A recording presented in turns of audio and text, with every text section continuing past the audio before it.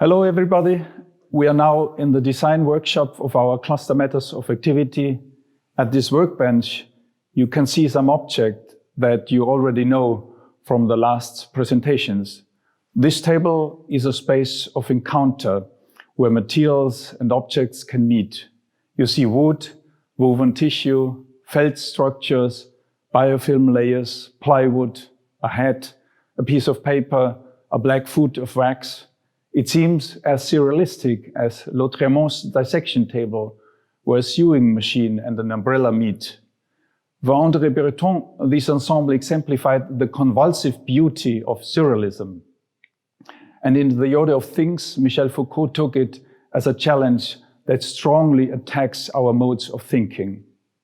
In our case, it also represents a completely changed mode of action, not only for me as a humanities scholar. It is a real workbench displaying convulsive activity of materials, so to say, where you actually have to roll up your sleeves and work with your hands. After a century of transforming physical realities into symbolic operations flattened of paper, today we arrived at a situation where this strategy can and has to be changed in a fundamental sense. The classical way of projecting everything into the 2D space of texts and images has a lot of advantages. The graphic surface had a decisive impact in all cultures that used this medium over long periods of time, from stone surfaces to papyrus, wax, paper, or silicon. It was regarded as some sort of external mind, or vice versa. Mind was also imagined as a surface. Graphic surfaces contain at least 3 different types of operations. 2D operations, when we use the whole surface in its simultaneity by plane geometry. 1D operations, when we focus on sequential linear operations. And the maybe most strange 0D operations, when we take points into account as unextended elements, incisions, perforations, or fundamental absences. This is, in its essence, a flat geometrical world that allows the performance of drawing, writing, and calculating as 3 fundamental symbolic cultural techniques. Symbolic operations were regarded as extracted from the physical world or the book of nature to the graphic surface, thus fostering the idea that there exists a separated and isolated realm of the symbolic. By René Descartes, it was identified as a space of thinking at the size of a mathematical point that can represent the physical world without being physical. This dichotomy of the symbolic and the physical is represented, if not produced, by the graphic surface. It seemed as if the world of symbolic codes even controls the physical world. This is the case in all our technology, seen as implementation of our ideas and codes into our material world. This strategy even becomes more obvious in digital technology that fully inherited this dichotomy. Alan Turing still envisioned the computer as a paper machine. He wrote, "A man provided with paper, pencil, and rubber, and subject to strict discipline, is in fact a universal machine." Sibylle Kremer says, "This machine does not occupy a specific place in space and time, but exists only on paper." Symbolic procedures require a passive carrier where materiality does not intervene. Graphic surfaces are a medium to process and store information, and they also make transmission possible. If you look at the history of symbolic operations, it is above all transmission that has fundamentally changed our alphanumeric code. From postal systems for transmitting graphic surfaces in terms of letters to telegraphic systems, an important shift to electrification and sequentialization happened. This included a fundamental transformation of code from images, words and letters, to the endless chains of dots and dashes, zeros and ones. Under the condition of electric transmission, the alphanumeric code maintained and even radicalized this fundamental separation from the material world. This focus on transmission essentially shaped our ideas of code and information. Today, however, we have arrived at a moment when we can overcome this fundamental dichotomy of the symbolic and the material, move out of this surface or paper machines. Already in 1959, in his famous lecture, Richard Feynman announced this move from the graphic surface to the interior of the material, when he speculated not only about the possible microstorage of the Encyclopedia Britannica at the head of a pin as a minute surface.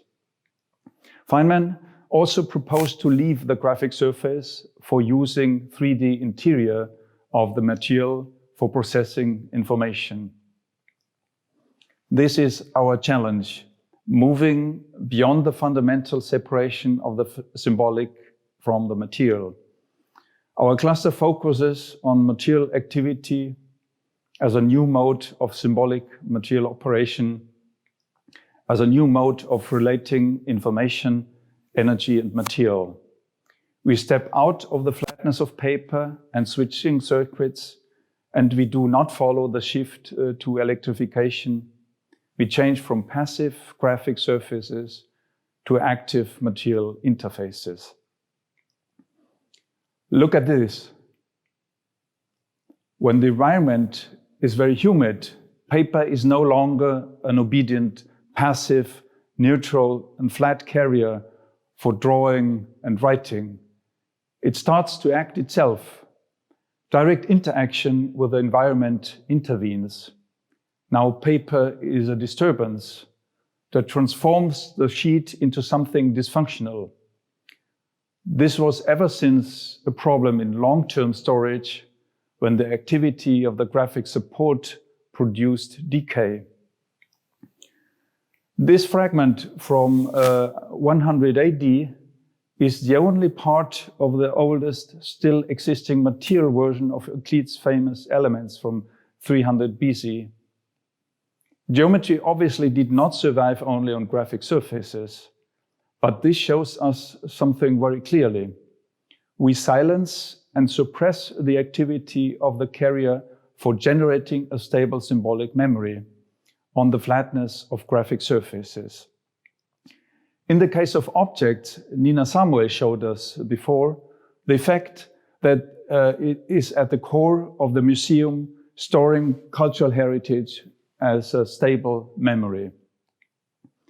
In the case of the paper, the material base is cellulose, is a vegetable fiber structure produced by extracting fibers from their original structure in the plant tissues, which is destroyed in the production process and transformed into a rather passive, dry and passive thin structure. By adding water, you see an immediate activity. The disturbance of our classical scenario of flat symbolic operations kicks us back to the objects of this table, where the sheet of paper is not part of a library, but a material element between a whole series of active materials that you already know. The activity of cellulose fibers, which is silenced in paper, is the object of interest in the following. With active material, we enter a new field where materials are no longer seen as passive, where the symbolic is not at all immaterial, and as an active process immediately related to energy. It is a small but far-reaching shift towards the idea of active matter, where the symbolic is intrinsically linked to the material. This shift is fundamental, since the dichotomy of activity and its inert material basis is still an unquestioned foundation of our present-day culture. Above all, since the 19th century, modern Occidental technology is based on passive materials such as iron and steel, concrete and silicon, and excluded the material's own activity as failure, defect, or dysfunction. Even digital hardware is based on a neutral material carrier for the execution of the externally programmed activity. Material activity, as we imagine it, goes beyond implementing alphanumeric code into physical reality. It will no longer be cybernetic by separating information flow from working machine.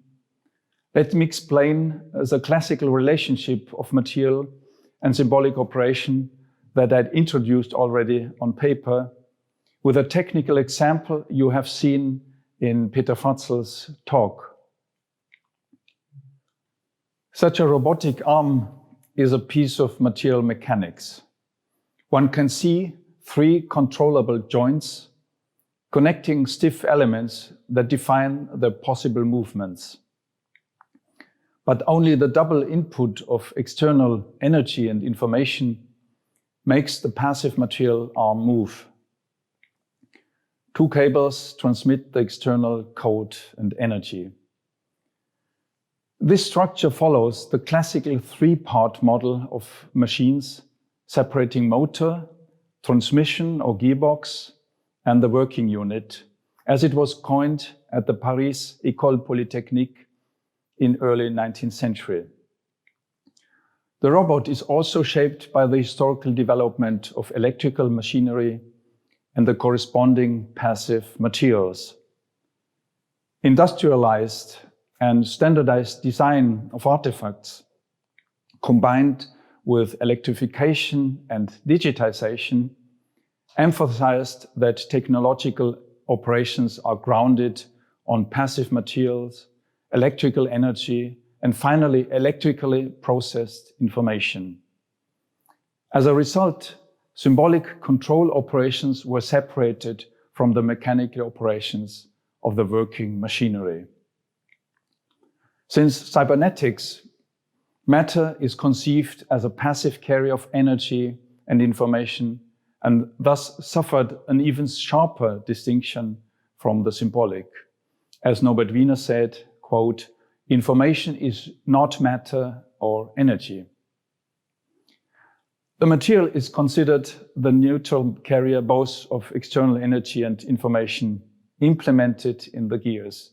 In the case of the robotic arm, the gearbox is replaced by the digital code. In digital controlled machines, the code is completely separated from the material mechanics and has to be transmitted for executing its programmed procedure. Claude Shannon's information theory is based on the idea that information has to be transmitted from a sender to a receiver. The receiver is an empty entity. It contains no information about its own behavior and thus completely depends on the transmission of the external electrical code. Thus, the receiver is a passive material whose essence is to receive and obey the external code. This is obvious how this structure and arrangement shapes the idea of materials as a substance that depends on receiving energy and information in order to become active and programmable. Within this context, any proper or self-activity of the material or external conditions are seen as failure or disturbance, and as such have to be strictly inhibited. Classical digital technology emphasizes information transmission and processing as a sequential flow that, so to say, goes through matter, but does not take into account its inner structure. In this way, symbolic logical operation that over more than 1,000 years were processed on papyrus or paper could finally be implemented and interpreted as Claude Shannon did in his master thesis of 1936, as electrical switching circuits and thus be transferred from paper to electronic machines. Information processing and transmitting is thus deeply shaped by these electrical conditions and relies on the inactive character of its material carrier. This constellation completely becomes different in biomaterials. Remember Peter Fratzel's talk when he compared the robot with the awn of an erodium seed, which is compared to my paper, an extraordinary case of active cellulose structures. We can see a strong torsion by drying and an elongation through humidity as reversible operations every day. No external cables are necessary to perform this activity. It is the environment that interacts with the material cellulose structure composed by the microfibrils and cell structures with hydrophilic or hydrophobic inner surfaces. This is where Peter Fratzel's analysis goes unison with Jürgen Rabe, who focused in his presentation on the interfaces between two surfaces, where the attraction of water decisively changes the energy level of the structure. The swelling or shrinking of the material as its fundamental activity is triggered by the water that enters or leaves the hollow interstices of the cellulose structure. The material structure is reacting to the changing environment or boundary condition of humidity and temperature. There is no sender or receiver, but a nested structure of many interconnected layers, where the spatial geometry arrangement defines or controls the performance of the material. In plants, the actual performance depends on the inner geometry of the cellulose fibers, whose property can vary between strong stiffness and higher flexibility. If we look at plywood, we can see how different wood layers are composed by glue to a rigid staple. The directions of inner possible activity of every layer are oriented in counter direction for neutralizing each other. One can see passivity is not an absence of activity, but the neutralization of forces as a stable equilibrium that has the seeming effect of passiveness. If you apply stronger forces or humidity, the stable structure can, so to say, explode and lose its stability.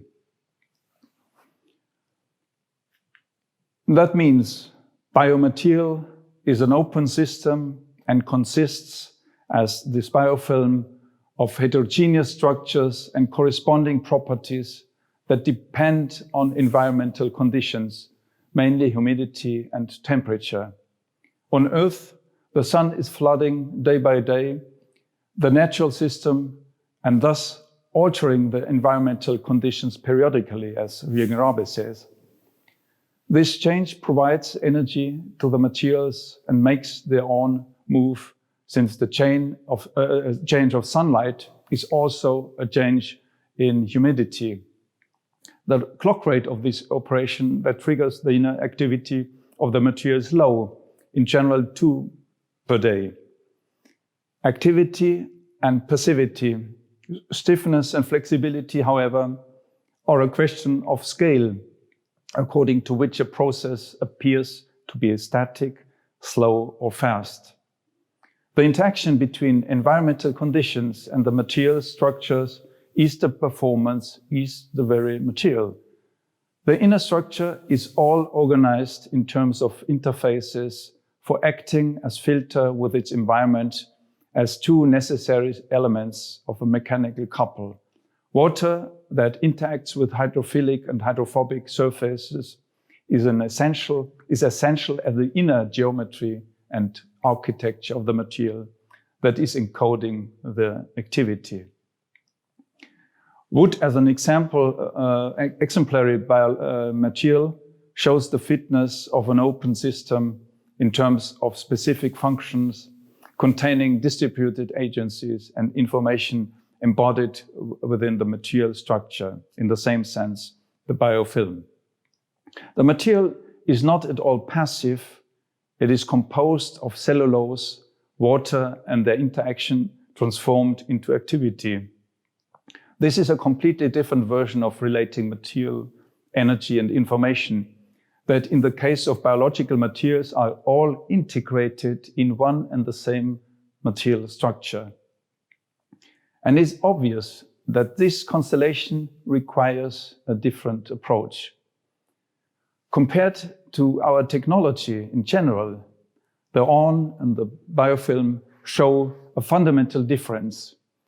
There is a dynamic cellulose structure that is interacting with its environment and thus producing the intrinsic code and energy necessary for the possible performance of a certain function.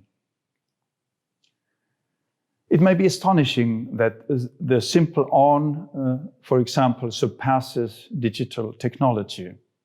It shows why the field of biomaterials can be taken as a starting point for material revolution and an analog age to come. In recent years, there have been huge efforts in the field of bioinformatics to go beyond the reductionist understanding of information under the dominant computational form, as Pedro Marijuán put it in his seminal paper, Information and Life. And to show, like Terence Deacon, how mind emerged from matter. When we focus on active materials instead of cells, life, or consciousness, it is not at all a reductionist approach. The many gaps that bridge the enormous distance of matter and mind, we transform into the analysis of active material, which we identify being the same gap as we suppose its essential form, active material as a fusion of the symbolic and the material. Under this perspective, biological material is an example of a different kind of symbolic operation or emergence. The material structure is the code of its own operation, the motor of the activity, and a sensor for the being responsive, adaptive, and interactive with the environment, which is not an additional, but an essential element of the material's activity. The new notion of active or symbolic material changes our classical understanding of material and code. Materials can be regarded as a different code that not only symbolically represents, but also physically executes their intrinsic information at the same time. This is a downright revolutionary analog device compared to a digital coded machine. This is why we examine matter itself as active coded structures in order to reset the idea of algorithms and code within matter itself, thus reinventing the analog as a new code. The material code we take now as a basic constellation for the analog code is not a flow or a chaotic process as sometimes related to the analog. A symbolic system which is not discrete but continuous, material and symbolic at the same time, is the very classical realm of geometry. Since Greek antiquity, geometric elements are considered continuous in contrast to discrete numbers and letters. And it was seen as both symbolic and spatially extended, so to say, combining the symbolic and the material. Analyzing more closely Euclidean elements, one can see that geometric elements are not static objects, but operations, and in a certain sense, essential boundary conditions. The plane is a boundary of the 3D body, the line is a boundary of the plane, and the point is the boundary of the line.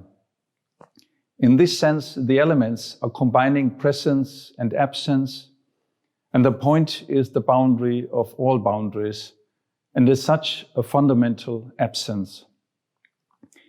Euclid's point is a semeion, a sign, a relationship. It is nevertheless existing due to its constraint that makes its activity possible. Therefore, the point is an original difference and as such an activity that extends itself in terms of angles and lines. The Euclidean point sign is in the same way as the Epicurean atom later, not a minimal passive unit of space or matter, but a fundamental geometric operation, parenklesis.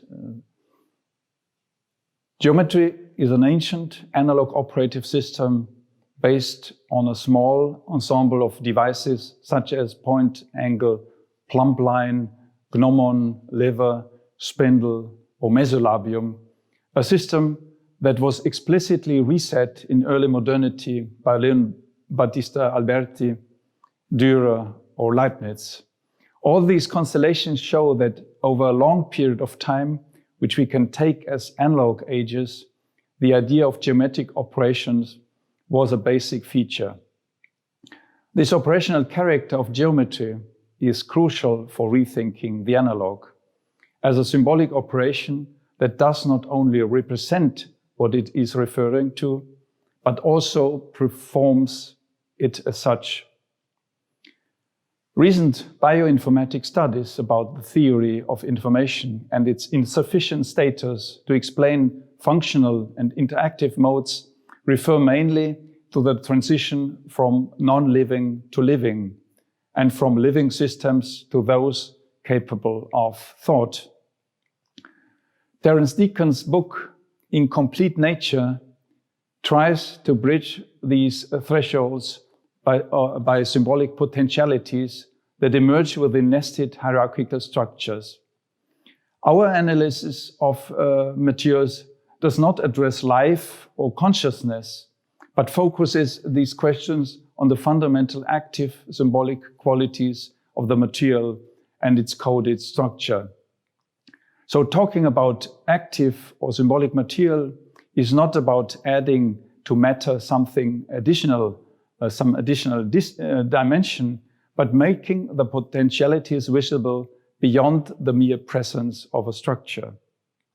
Material is not a substance, but a process and a relationship between something present and something absent, something that is not or not yet. Terence Deacon's focus on absence as a fundamental and generally overseen feature in nature's processes is at the core of our symbolic material. In this sense, functions, adoption, potentialities as basic elements of the symbolic character of materials result from the structural absence inherent in materials' geometric structures. The symbolic dimension is not an additional element, but an intrinsic feature of the active materials, and as such, the basic condition of an analog code. It is helpful to look once again back to the robotic arm, where function seems to be added by the code transmitted.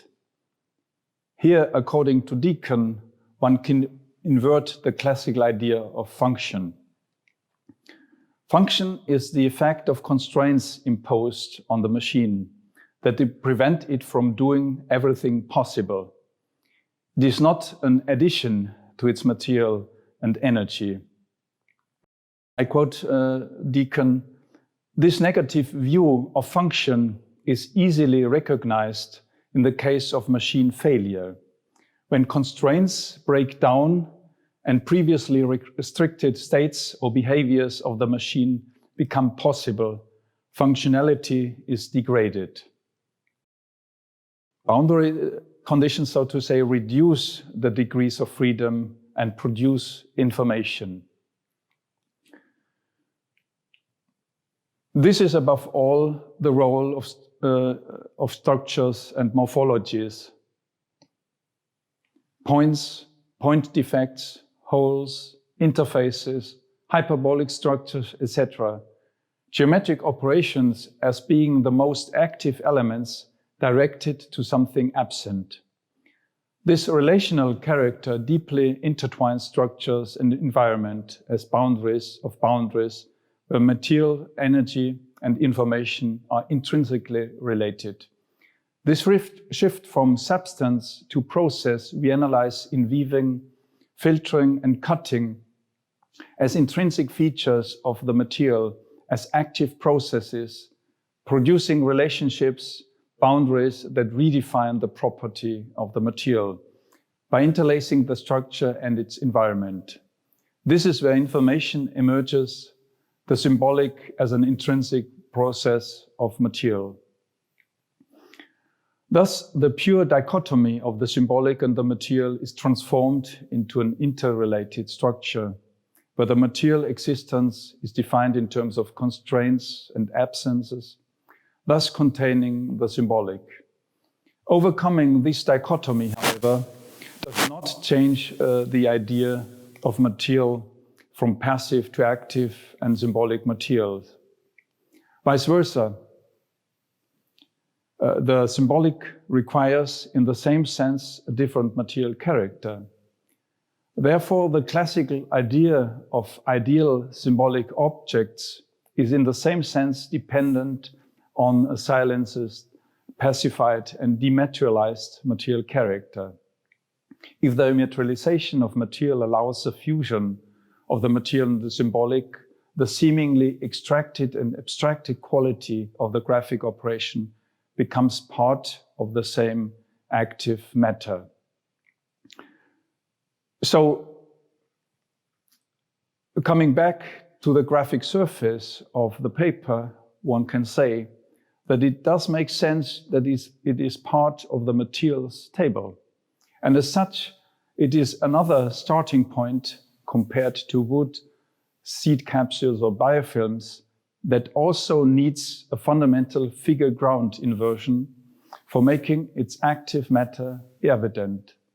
This is the place of my research on geometric operations, on points, lines, and angles as active processes, as boundary conditions and constraints of degrees of freedom.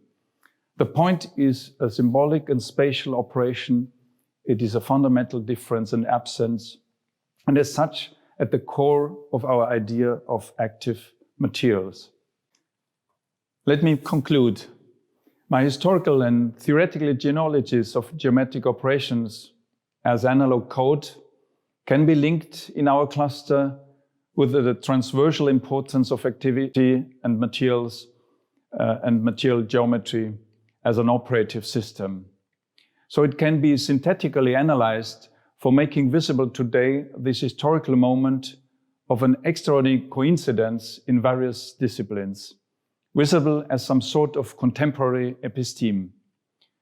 Dealing with the reinvention of the analog goes far beyond a mere epistemic analysis and requires feedback looping, speculative and historical epistemology with experimental praxis and design projects. On our operation table, where we want to develop this new order of things and reinvent the analog code, we put different materials as model systems, seed capsules, biofilms, felt that consist of highly dynamic structures. Since most of the biological material are based on fiber structures, we focus on weaving, filtering, and cutting as cultural and natural practices. This is a new kind of epistemic endeavor that performs historical, epistemological, and intercultural practices within the science lab through corresponding experimentation of active materials and the workshops for developing new design processes. We analyze cultural practices related to active materials and symbolic material, traditional practices inside and above all outside Europe that can be taken as a deposit for technical strategies and solutions for symbolic material operations. Design changes radically when we take the material's intrinsic activity as the starting point. Design is transformed into an adaptive, process-oriented procedure, which includes mutual adaptation of material and building processes with its environment, comparable to traditional cultural practices developed over long periods of time, and above all, to natural processes of biological growth. Active material thus requires, instead of implementing human intelligence into the world, a new kind of design, able to merge technical and natural processes in a non-destructive way. Thank you for your attention.